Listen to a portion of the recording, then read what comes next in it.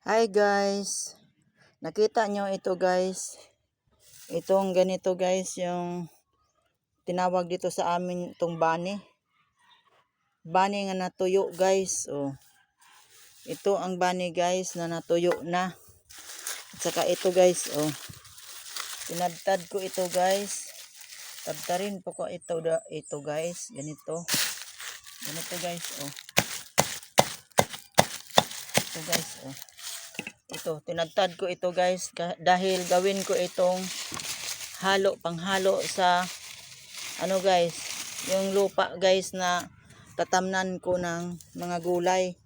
Dahil guys, itong lupa dito sa amin guys ay tuyo na rin sa init at wala ng nutrient guys, wala ng fertilizer. Ayaw ko guys na mag-apply ng fertilizer na synthetic. Gusto ko itong gawin ko guys, yung organic na fertilizer.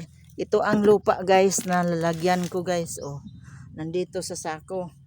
Kaya nga guys, ang lupa ngayon dahil mainit at tuyo na, haluan ko ng tuyo na bani ng saging guys. Ito para hindi mas lalo siyang hindi magdikit-dikit ang mga lupa guys.